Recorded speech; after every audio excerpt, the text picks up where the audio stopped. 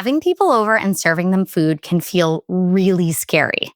Just ask 22-year-old me, who watched in horror as my cat dragged a roast chicken leg across the kitchen floor right as I was opening the door to welcome my dinner party guests in my very first apartment.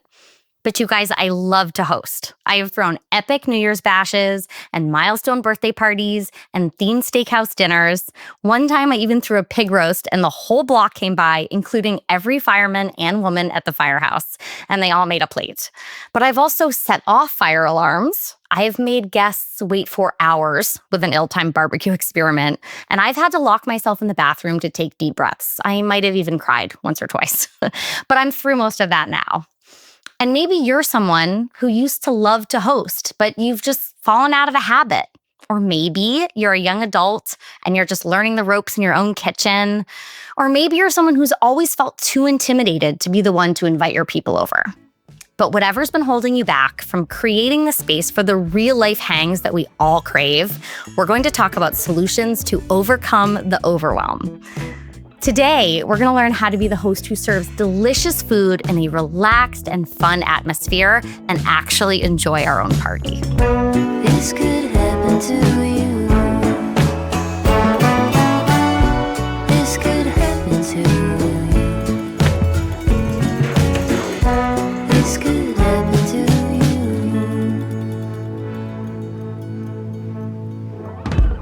I wanted to take a moment to tell you about the Not From Concentrate newsletter on Substack. Subscribe for free to stay up to date on new episodes and get access to giveaways and bonus content.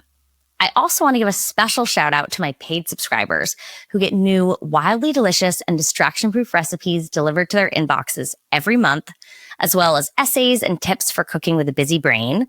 Plus, paid subscribers get access to my full recipe archive. Head to catherinesmart.com to become a free or paid subscriber, and thank you for supporting the show. Welcome to another episode of Not From Concentrate, a food podcast for busy brains. I'm Catherine Smart. I'm a writer, a recipe developer, and a food entrepreneur. And like many creatives, I have ADHD. So I'm on a mission to help anyone with a busy brain calm the chaos, tap into their superpowers, and find joy in the kitchen. Today, I'm thrilled to have a dynamic pair of cookbook authors, recipe developers, and content creators who also happen to be great friends, Colu Henry and Alexis deBoschnek. Colu Henry is the author of Back Pocket Pasta and Colu Cooks, two of my most used cookbooks, and she's a frequent contributor to the New York Times. Alexis is author to The Last Bite, which has me fantasizing about moving to the Catskills, and the forthcoming cookbook, Nights and Weekends. They both also have wonderful recipe newsletters on Substack. You guys, I read everything that they put out. And now they are taking on a new cooking project together where they develop different recipes with the same handful of ingredients. It's called Double Take. So let's get a handle on having people over. I don't know about you guys, but it seems like a lot of us are looking around and realizing we haven't gotten back in the groove of entertaining. Now, entertaining is whatever that means to you. It could be ordering pizza and making a quick salad for your girlfriends. It could be inviting your neighbors over from across the street with the promise of burgers and cold beer, and you're like, you guys get a bag of chips or a salad or whatever else you need.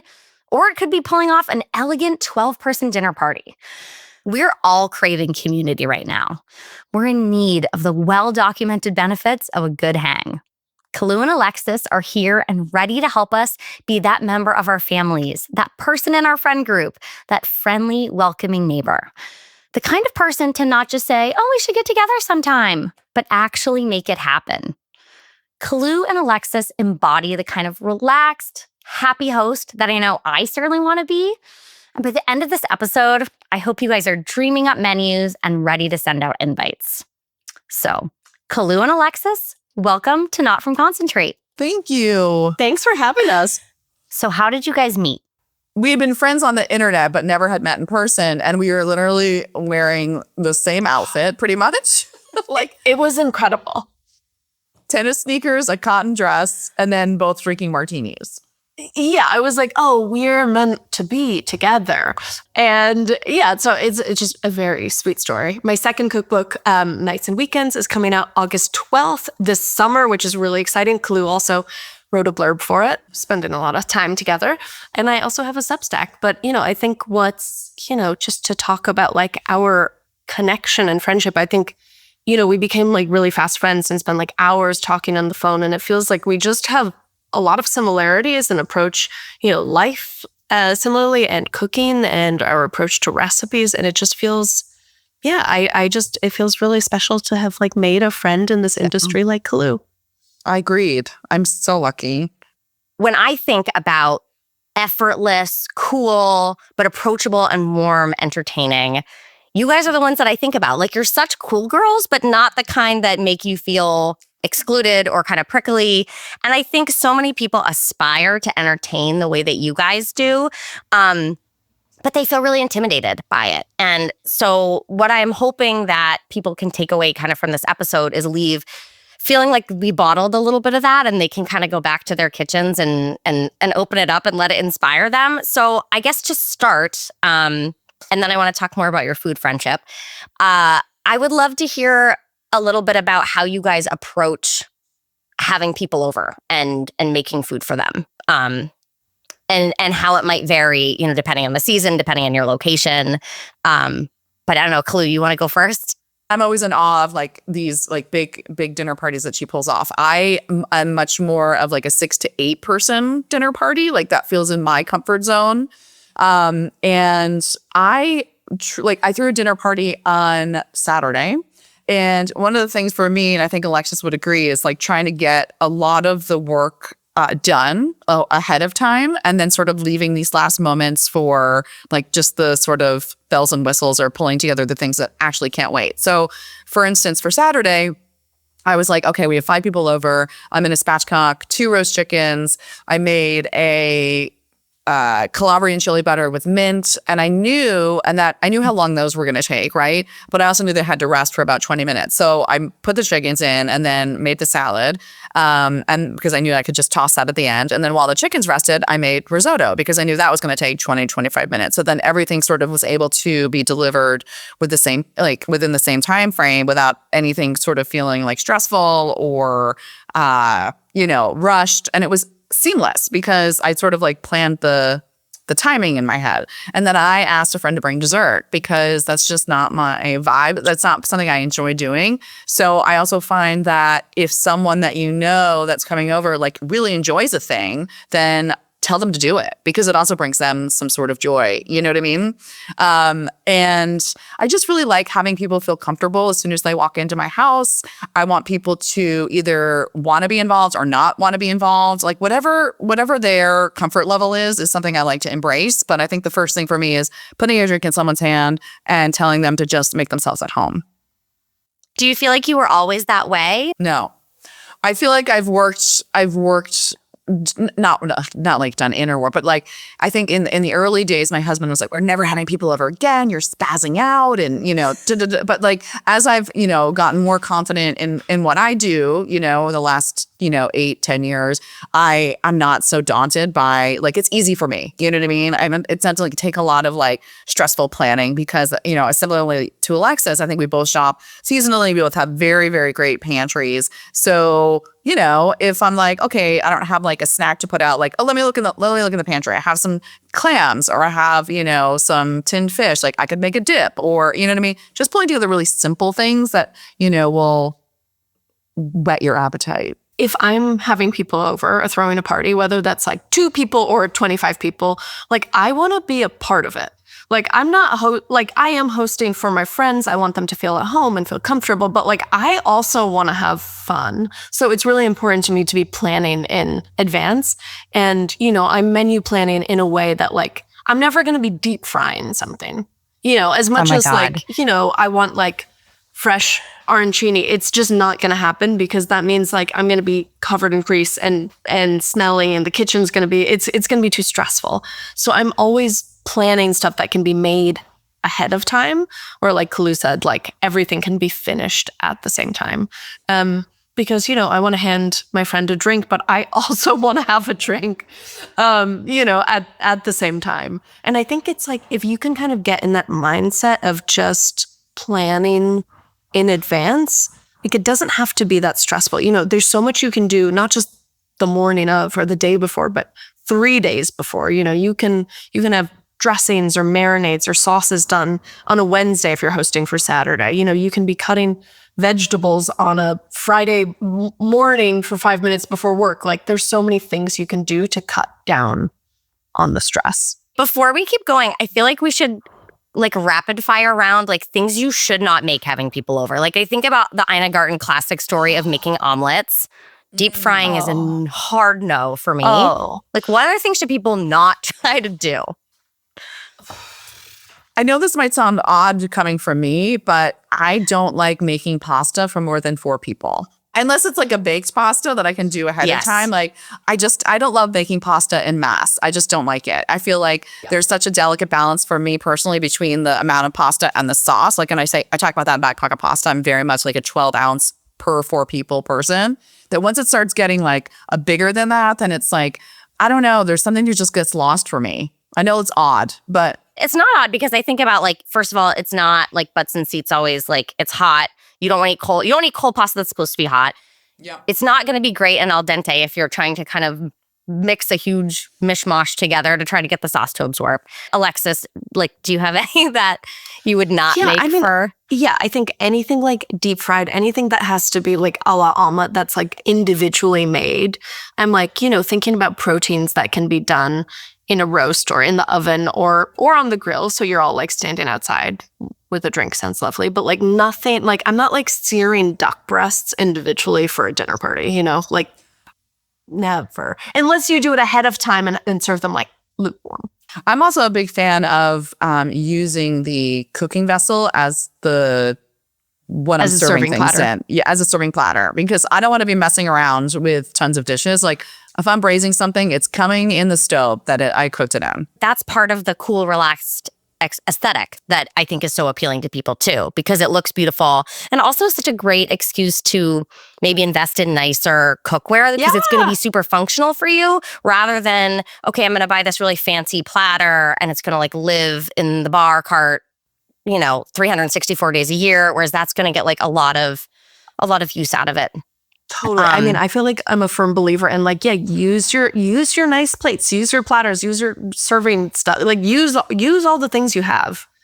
It's like Saturday dinner for 4, a great time to like use that like silver spoon someone got you. So I was diagnosed in 3rd grade, very weird time in the 90s. Like to be a girl that was diagnosed with ADHD was wild. Totally. But of course now it's very much in the zeitgeist and the culture and people are talking about it. And one of the things that I'm hoping to do with this podcast is help people who have busy brains, whether they are, diagnosed ADHD or not, tackle different subjects and figure out ways that they can get excited about it. In order to really do something well, or even sometimes do it at all, you really, I think, need to have some joy and excitement. And there is science to kind of back that up because the executive functioning is like very hard to turn on if you're not engaged or excited. So for every expert that I talk to, I want to ask them 2 questions. I want, what is a thing that helps you kind of turn on the joy and the inspiration?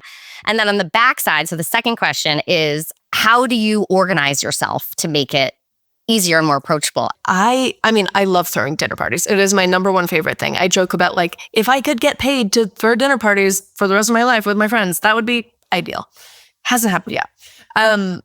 But so I get really excited about the prospect of it. I'm like, it's a time for connection and like intimacy. And it's just, I look forward to it so much. But I really like having a theme. Like a theme gets me really excited and it feels like an easier way to plan. If I'm just like, I don't know what to make, a chicken and then what? And I'm like, okay, maybe, is it an Italian-American theme? Is the theme like May produce? Like, you can take it in so many directions. But for me, that gets like, I get really excited and it feels like you can really lean in and it also helps with planning. Right? I'm like, okay, if it's an Italian-American theme, here are the like 5 Italian-American desserts that I have like in my back pocket. I'm going to make one of those.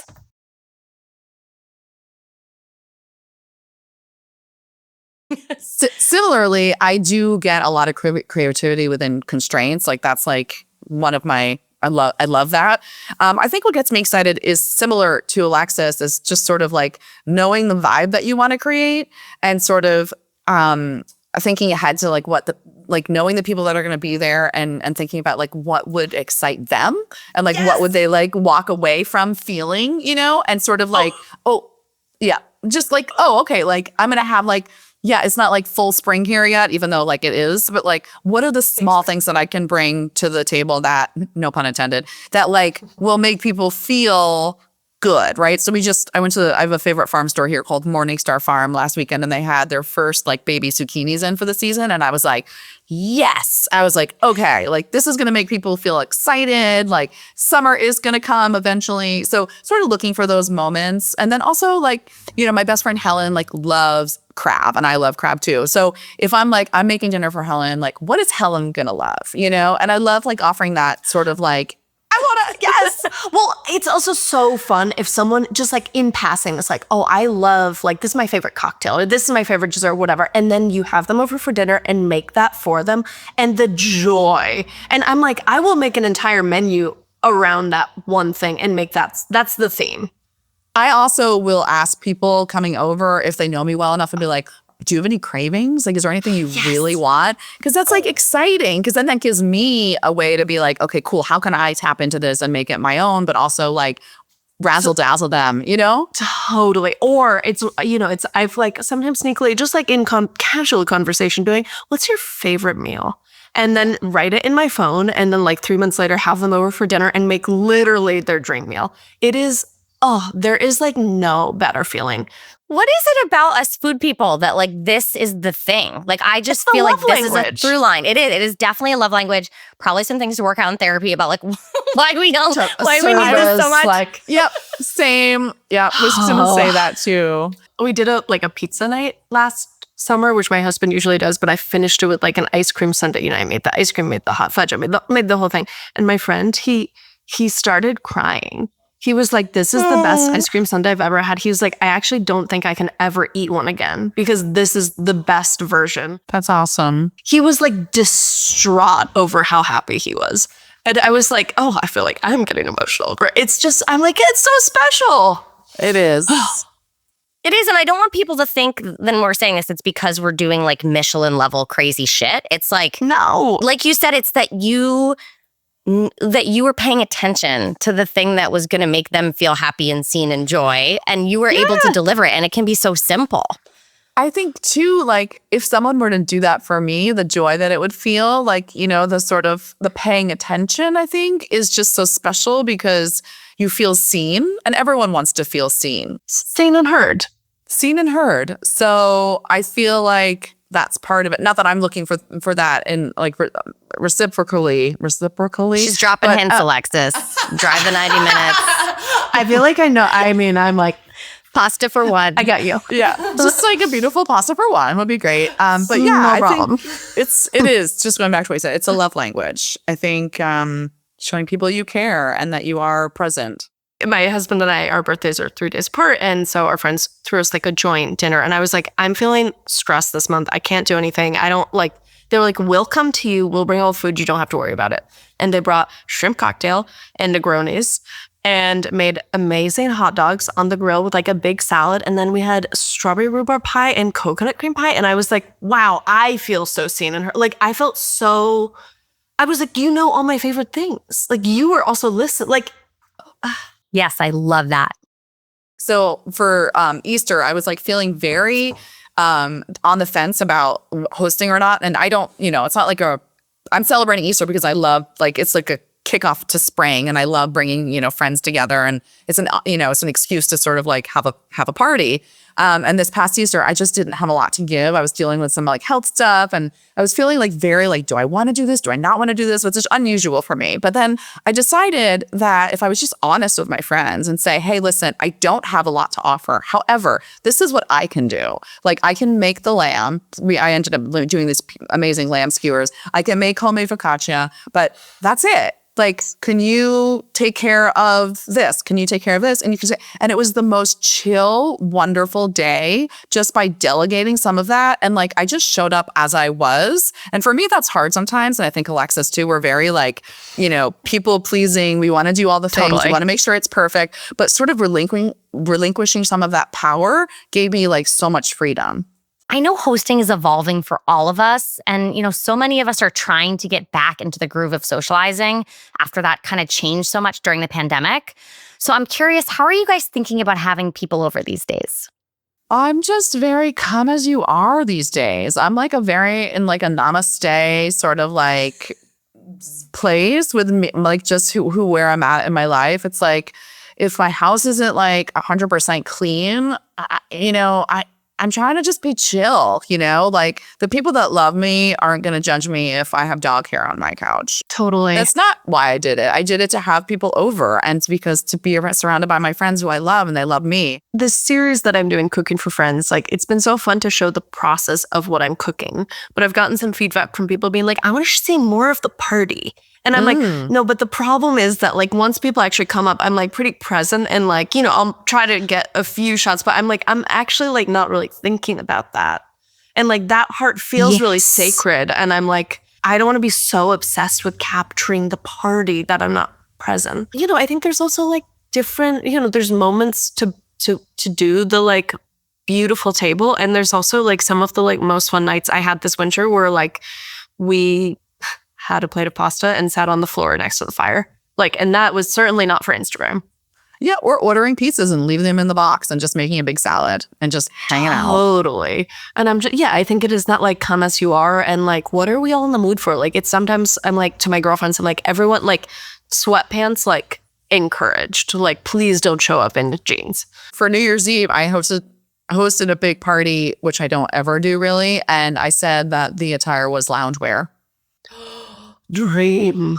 Yeah, I was like, whatever that means to you, great. But like, I'm not getting dressed up. I'm wearing like, silky pajamas. But it's you, so I feel like it would have been crazy chic, and I'd be in like a ratty UNH t-shirt. I know, with like and, stains some and yucky holes. sweatpants with paint on it, and I'd be like, oh no, Colu's wearing Colu silk has like silk pajamas. pajamas with like feathers on the edges, Yes, and it's like the most beautiful thing you've ever seen. Picture exactly what it is. Guys, I feel The like chicest slippers. you called Is it me true out. or what? It was. That's amazing. I'm gonna go back my and find a God. picture. I'm gonna go back and find a picture of that and share it. Okay, so I've gotten ADHD. I've gotten wildly off track. Great. I want to go back, but yeah, any other tips and like thoughts you guys have about organizing, particularly around for you back to having people over? First of all, always have an empty dishwasher when the dinner party starts.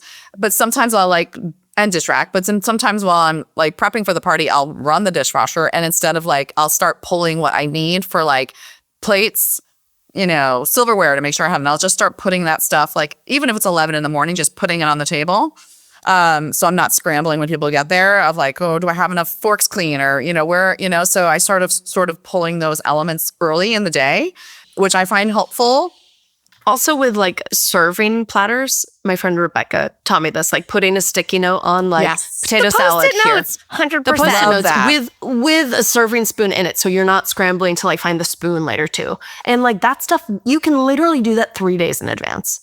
As much that you can do ahead of time. That also means like having a playlist that you're starting. If people are coming at 7, put it on at let's 6. talk vibes, because you guys have such great vibes and everybody wants some of that. For New Year's, we did like a Chinese New Year's, like we made Peking duck. It took like 3 days. We had soup dump. We did the whole thing. And it was a lot of work, but it's so fun. And instead I said to the girls, I was like, can you guys put a playlist together for me? Because like, that's not my forte. I know what I like to listen to, but like, it's like jazz and like weird classical music. And like, I didn't even know Pink Pony Club until New Year's Eve. Okay. So now I love it, but I'm like, I don't know what you're talking about. Confirmed but that you cool. have been off social media, and I'm so happy for you. I'm not hip with the trends. So I delegated that and it was great. And now I listen to it all the time and I'm like, I know Chapel Rowan. I got it. Brat Summer. Anyway, but yeah, I think, but a theme playlist is kind of fun too, right? I mean, Yes. I mean, I would have someone else do that in a heartbeat. It's a great thing to outsource. I'm like, never have the overhead light on. Like, that's like the worst thing you could do. Like, turn on your side lights, light the candles, like have the music playing. I'm like, if you have do a that, fire you're like, going. if you have a fireplace, light the fire. Like, if you do like the lighting and the music, like you're halfway there. Agreed. And have something to snack on when people get there. Like have that in place Yes. I know Julia Child used to put out goldfish, so like we don't need to go crazy. Amazing. No. What kind of nibbles do you guys like to put out before dinner? We are very lucky. We have an incredible bakery here called Mel's. So she had this like insane olive and pine nut focaccia. So I bought that and then I made a smoked trout dip and I put it out and I just let people make like little, snacks. But I love a smoked trout. I love a fish dip. And that you can have in your pantry. Like you can have the tinned fish. Yeah, I did a clam thing recently too, which was not a dip, but it was like clams with some claudine chilies and mint and olive oil. I just chopped everything up and just kind of tossed it together with good olive oil and some herbs. And like people just put it on toast, which was great. I feel like I'm putting most of my effort into like dinner itself and snacks. I'm like some like really good cheese, maybe some like marinated olives, some crackers, like that. Those are things I just always have in my fridge. It's like whatever. I'm usually not buying anything Same. specific for snacks. It's like, have a well-stocked pantry, set a few things out. Secretly It's like clean out the fridge for me. It I'm like, is, people are coming same. over. Here's like a Same. smushed cheese rind. Here's like Yes. a handful of grapes. It's like people I don't know love that. it. Oh my Totally. God, this is so impressive. I'm like, no, that's it's my literally favorite. not. Shop that fridge, shop that pantry, and pulse. Yes, absolutely. Totally. Put it on a board and it'll be a thing. Yeah. Also, I think that if you are like, this is a special occasion, whatever, for me, that is the moment to throw money at the problem. Like you can make main courses pretty economically, I think, by like leaning into the veg. I know your love affair with beans, Colu. Alexis, I don't know if you're as aggressively into beans as Colu is, but there's like ways to do it. Whereas I feel like with appetizers, it's like, no, throw money at the problem, get like decent, good cheese, and wow them that way. So you guys have recently turned your food friendship into a recurring Substack project that is going to help us all cook better at home. Can you share a little bit about Double Take? Alexis and I are very similarly minded. And so, we in the past often like bounce recipe ideas off of each other just because it's fun to have another person to brainstorm with. And back in February she was like, Colu, like she texted me, she's like, so I'm thinking about making something with like chicken tonight and citrus and fennel. And I literally had the same ingredients pulled out for dinner that evening. And I was like, wait a second, stop right there. I don't want to tell you. I want you, let's both come up with something and not tell each other and see where we land. And that's it was a very organic, right? Well, yeah, the response was like so enthusiastic. And it was also, it was like, I think we were both in a bit of a like winter slump. And it was like, I felt really excited about it in a way that like I hadn't really felt excited about a lot of other things that were going on or that I was working on. And, and then seeing the response, we're like, should we do this again? I think it's cool too, because it gives the reader two very different, hopefully, ideas with the same set of ingredients, which is like, I think that's kind of brilliant because it just, I don't know. I similarly to Alexis, it was the first thing in a really long time that was like, this is fun. Like this could be something really cool and different and gives people variety. Yeah. And I think, we're calling it Double Take. We're doing it the last Friday of every month and the ingredients are going to change. Again, we cook seasonally. So we're kind of choosing like a main protein and like 3 other ingredients to kind of go along and seeing, where we shake out. But I think it'll be fun that sometimes like the dishes are going to be really different and maybe they're going to be similar, but we also don't talk about it beforehand. Like it's a surprise to both of us, which I think makes it also really fun. Yeah. Like we truly don't. Has anyone written in and been like, I made something like a third totally random dish? Like I wonder too if anybody, like now I want to make the things you make, but then I also wonder if it'll help kind of spark inspiration for other people to just like be a little bit freer in their recipe development.